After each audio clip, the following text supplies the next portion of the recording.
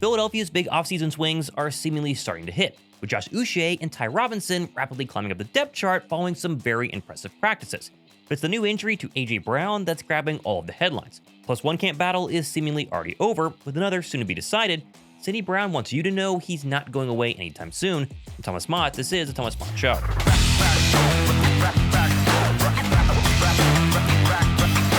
Well, we've officially hit the 1-month mark until Philadelphia hosts the Dallas Cowboys for the 2025 NFL season opener. But a more pressing matter currently remains at hand for the Birds, as their first preseason game is just 3 days away. So naturally, Sunday and Monday were a very physical, fully padded practice with a ton to recap. The first of which is A.J. Brown's new hamstring injury has had him sidelined the past few practices and doesn't seem to be getting better anytime soon, leaving some to wonder online if this is a re-aggravation of the same hamstring that made him miss both Week 2 and Week 3 of the 2024 season. And while Philadelphia is not going to release how bad it actually is, it's definitely an injury to monitor. Although NFL insider Mike Garfolo did downplay AJ's injury on Sunday, saying, quote, "I do not sense a 5-alarm fire at all on this one. This is something that they're going to want to keep an eye on and make sure it's not something he aggravates, but no big deal for the defending champs." My guess is they'll try to slow play his return simply to make sure there's not any chance of re-aggravation before Week 1, which means I do think he's probably going to be out the majority of practices this week, including possibly the upcoming August 10th open practice at Lincoln Financial Field, which apparently right now will have over 50,000 people expected in attendance. And just so happens, I have 4 pairs of tickets to give away to the Eagles open practice this Sunday, so if you want to win it, be subscribed, drop a like on today's video, go down below in the comment section, tell me who you would take because I have 4 pairs, so we're going to have 4 winners. Let me know if you want to go down below. Also, the Game Changers t-shirt gift card winners from last week's video were at Eagles fan Sal, at Rain Shep, and at John Parsons 5698. Again, randomly selected, so if you're one of the 3 winners, go down below in my description box and email me via the instructions to claim your prize. As always, watch out for scammers. Now, moving on to some other quick injury updates this morning, and while Bond and Terrace Marshall and some other young backups all still remain sidelined, Philadelphia did get back Mac McWilliams, Nolan Smith, Ben Van Sumeren, and Drew Mukuba, with the latter telling reporters yesterday he's progressing very well with that shoulder injury and is super close to being 100%. My shoulder getting better every day. I like the direction that it's heading. I've been, getting treatment, doing all the things I need to do possible to be able to get back there as fast as possible. It is worth noting that Vic Fangio said today he does not expect Drew Mukuba to play in Thursday's preseason game. Not a surprise, but now it's official. He's going to be out. I do think he's trending so darn well in terms of getting back for the second preseason game. So your Drew Mukuba debut is probably a little over 2 weeks away. Now, while all of this was going on, Howie Roseman did make one slight roster tweak by signing former Appalachian State long snapper Christian Johnstone and waiving defensive back BJ Mays, which is mainly due in part to the current long snapper Charlie Huglet going on the injury report today with a neck issue. Johnston is likely a short-term special teams fix due to the preseason game this week, but another injury to keep an eye on going forward.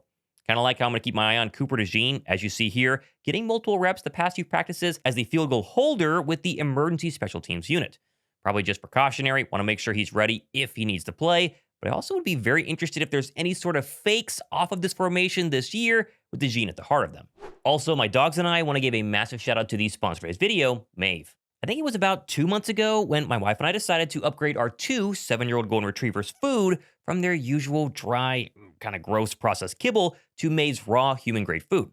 And when I tell you that we're never going back, I'm telling you Maeve has been such a game changer. First off, this is now Blue literally every single night. Like, I'm not kidding here when he comes up to my wife every single time right around 5:30 for dinner and starts begging to be fed. And once you actually see what's inside his brand new food, it makes total sense why he loves it. Maeve's food is made with real whole ingredients that you can actually recognize, not some processed tiny little dry piece of kibble. There are no fillers, no weird byproducts, and the best part, no prep. You just open up the bag and serve it straight from the freezer. And it's packed with protein, loaded with lean meats and organ meat, plus fresh produce and supplements that support digestion and overall health. And the changes in our dogs, Blue and Ember, have been absolutely incredible. The biggest one, though, has got to be their energy. Like, they're 7-year-old golden retrievers. They like to sleep all day, or at least they used to. Now they want to play with their toys. They want to go on walks. They are so different from where they were, and it's really like we've turned back the clock, and Blue and Ember are now 4 instead of 7. Oh, and by the way, Blue once again wanted me to remind you that Maeve also has hip and joint supplements that taste great to him and are super good for both of them as well. So if you want to upgrade your dog's routine, you have to check out Maeve. Link down below in my description box or the QR code somewhere over here. Use promo code Thomas and get 20% off your first order of Maeve. Trust me, just give your first order a try. Your dogs are going to love it, and you'll notice the difference too. Moving on, and I think we can finally call our first official camp battle this morning, as Tyler Steen has now gone every single day so far during training camp without giving up a single starting rep at right guard. Well, naturally, this battle was pretty low on everyone's interest list, The fact that Steen has stepped in and filled the shoes left by Mekhi Becton is a very good sign. It's not like he's simply been the best option on the guard unit. His peers and coaches have been raving about him the past couple of days as someone with a very serious, really high ceiling in 2025. I think really you just look at his body of work as he's grown from the last couple of years until now, and then obviously on Friday going against Jalen Carter, going against Jordan Davis. Like, it really, you can see his intensity ramp up and the want to and the attitude and just the decision-making he has at certain calls he needs to make, and the communication's really growing. So you can see him in practice. We're going against a pretty good D-line, so I think that's really benefited him. Steen, Steen, that's my boy. He went to Bama. I played against him, I think, at one time at Bama. But me and him been going at it since we got here. First reps, when it was him and Mekhi going for the spot, I was going against both of them guys. So I got a good chance to learn about Steen, his sets, and he learned about me, my little hump moves and stuff. So we just getting each other better every day. He's a good, hell of a player. Do you look at it as trying to get him ready, knowing that he's in line to take over that starting spot? I believe he's ready. Like I said, him and Mekhi was fighting for a spot last year. Me, both of them guys were ready. Mekhi earned the spot. He got it. It happened, but now he's going. Steen is the guy that's going to step up. I think he's ready. Like I said, we're going against each other every day. More standouts the past two practices, and massive shout out to Sidney Brown, who might be under the biggest microscope of any of the secondary pieces so far at camp. And while obviously he's not run away with the safety job, he has stepped up the past couple of days with Drew Mukuba being out. And I think right now, if the season started today, he would 100% have won the job. Will Mukuba change that whenever he gets back 100%? I'm not sure, but I did like the positive words from both Reed Blankenship and Vic Fangio this morning regarding the Birds' high-speed safety. He's a great guy. A great athlete. He's flying around. He had one of his best practices the other day, and he's just one of those guys that kind of just flashes on tape. Everybody's moving at one speed, but he's not. I feel like he's really picking up the defense really well, and he's doing really good, in my opinion. Overall, the entire game, again, just needs to put some polish on his operation and, just recognize things a little quicker. And I think that will take his game to the next level. Now, there has been one player I've talked about every single show since training camp began, and that is Moro Ojomo. And what do you know? The past 2 days have been no different. Moro Ojomo had an absolutely incredible Sunday, another sack of Jalen Hurts today. You just can't stop talking about him because he is going to be a star this year. Listen to Philly Voice note this morning that, quote, Moro Ojomo continues to impress. He had two really standout reps today. The first was pretty straightforward. He beat Landon Dickerson cleanly with an inside move. I thought he showed impressive quickness on that rep. The other rep was on a run play directly at Ojomo behind Kendall Lamb. Ojomo got his hands on Lamb's chest and locked out his arms. At that point, the rep was already won. Lamb having no grip at all on Ojomo because he couldn't reach him. Ojomo then two-gapped him, waiting for the back to choose to run inside or outside. It was clear that Ojomo was easily going to be able to shed the block and make the play. And of course, as mentioned earlier, he registered another sack of Jalen Hurts this morning, meaning I think he's at 3 or 4 sacks against the first teamers, which obviously has caused a lot of praise to be rained down from seemingly the entire team. Yeah, I think Moro's been a good player. Obviously, he's surrounded by other really good players. He's a guy that I would describe he's awkward in a good way. Just the way he moves, his size, his arm length. He's one of those guys that we kind of quote-unquote say is awkward to block.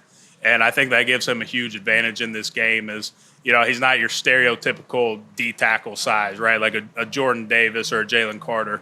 And he's a very strong guy. He's twitchy. He knows football. So, he's doing a lot of great things. I see him coming out here every day getting better and better. Definitely. With Mo, conventionally, I guess, relatively, he's kind of short in our group. But when you have a guy like that, he automatically has great leverage, and he plays low. He plays with his hands. He's very gifted with his hands, and he works at it. It's very hard to block. And even just looking at it from the outside in, it's really great to see that Mo is like progressing, and he's progressing, and he's making his changes, and he's getting better with time, and it's just really good to see. And he keeps we all like work at the same things, but Mo is definitely gifted. Man, you see a lot, and talking about Ojomo, actually, when the season was over, I seen somebody post on Twitter or X, we want to call it, of like 3 or 4 minutes of his highlights, and you can see he's working out there. And I think this is the year he's going to prove it. All eyes going to be on him. He's going to get them one-on-one rushes where he's going to do what he did last year, and it's just going to show. Today was also the first time we got to see Josh Uche get some extended first-team reps during 11-on-11s. Reporters noting that Uche has distanced himself with Zijo Ojulari up to this current point. As of right now, I think he's the third edge rusher currently on this unit. Uche was one of many low-risk, high-reward signings by Howie Roseman this offseason. While he obviously was very cheap, there still was a risk that the former Patriots standout would not be able to repeat his impressive history during his peak time in New England. And Philadelphia definitely needs a third edge to really make this unit sing. Last season, besides Sweat and Nolan Smith, no Eagle defensive lineman, not named Brandon Graham, had more than 3 sacks. Obviously, it's still very early, things can change. I think the Eagles might have struck gold with Uche in a way a lot of fans haven't realized just yet. Yeah, I think Josh has had some good practices here of late. He's flashed and had some really good plays. You know, like a lot of the guys that are new, he just needs to eliminate the negative plays. And the negative plays aren't something that you guys may see or know. You know, it's just reacting and covering and the way we want to play the run, you know, the nuances of the defense. He's got to master those. But overall, he's had a good camp, and I see him getting better each and every day. And the same thing with Azeez. I also want to give rookie Ty Robinson a little bit of credit the past couple of days because we were hard on him early on in camp, basically saying that he had not stood out. He seemed a little bit overwhelmed. He's a rookie defensive lineman. That was always expected. And now, a couple of weeks into training camp, Ty Robinson's back-to-back days on Sunday and Monday's practices have been pretty good, and he's starting to trend upwards in a really great way. Now, obviously, the Vanilla Gorilla is not dominating by any means, but he doesn't look as lost as he did the first week, and his teammates are all very happy with his progress and think he's a player to watch during preseason. He's been good. He's been progressing. Obviously, you know, the transition from college and NFL is not easy. And he's been doing good, though, staying the course, getting developed with time, learning the playbook. And that's all we could really ask for him. When time comes up in the preseason, we see what he got. But, I mean, he's an excellent player. He's gifted. He's strong. He makes great decisions. And, you know, we're just excited to see him progress. Like, I think it's very hard for, you know, a D lineman to come in and immediately be, you know, the top of his game. He always has the little buffer period to learn. So he's in his learning period. I think he's picking things up at a good rookie's pace. I don't think that will be an issue for him in the long run. Just got to see him be a little bit more active and a little bit more decisive in his play, which, you know, with the more reps that he gets, I think that will come. Moving over to the offense, and the past 2 days were much improved. The turn of Devontae Smith noticeably felt as Jalen Hurts found him across the middle during 11-on-11s. Saquon Barkley obviously continued to look very impressive in back-to-back practices. I think it's clear that Kevin Patullo's unit as a whole just needs more reps together in the new offensive system to try and get as comfortable as possible. Because despite the fact it's still very similar to what it was last year, KP admitted yesterday they are really trying to challenge this unit in new ways to make them even more lethal in 2025. Overall, I do, because we're doing a lot. We're putting the guys in a lot of stressful situations. We're challenging them a lot with formations and different things we're doing in concepts. So they've got to handle a lot each day. So, you know, ultimately, the more we practice, the more that stuff will come down. But we've really pushed them to try to challenge their mental game and the physical side and putting it together on the field. And we're moving guys around a lot. So when you do that, that stuff can happen. The more we go, the more it'll come down, as we know. The more, once the whole offense we feel like is in a good spot, it'll shrink. So in practice, that stuff will all kind of calm down as we go. Now, as far as some standout plays from early in the week, Quinton Mitchell grabbed his second interception of camp, this time on a miscommunication throw from Tanner McKee to Anais Smith that dropped right into the arms of Q. This is now Quinton's second interception during training camp, and as I keep saying, an indication of what's to come in 2025. Likewise, the UDFA standout everyone keeps talking about has been Elijah Cooks, who made yet another incredible catch, this time over Adoree Jackson on the left sideline despite great coverage. I think right now, Cooks is easily the fourth wide receiver on this roster if the season were to start today, and I think he can officially secure this job later in the week with an impressive preseason performance. Just really his size. His size makes a difference, and he's made some plays the last couple of days, which is good to see. And, you know, I think he's got a little more speed than you realize, so it's been fun to kind of watch his game grow. We've challenged him a little bit to move around to different spots, and if he can continue to do that, obviously that makes him more valuable. And that to me is the best part of preseason because you get all these names that you monitor the past couple of days and weeks, and it's like, okay, what does Ty Robinson look like at full speed in pads versus non-Eagles? So with Elijah Cooks, obviously the quarterback battles, there are a ton of things to go ahead and watch when Philadelphia takes the field for the first time on Thursday. Myself and Josh Davis will be streaming, and so be sure to go ahead and subscribe and tune in for that broadcast. It's going to be a ton of fun. I'm also going to be at training camp tomorrow, so Tuesday. If you're going to be there, come say hi. Might get some new signed gear to give away, which, obviously, we are approaching 100,000 subs, meaning this bad boy, Eagles tickets, and another Eagle jersey not signed will be given away as soon as we hit that number. Very close, 1,100 away as of this morning.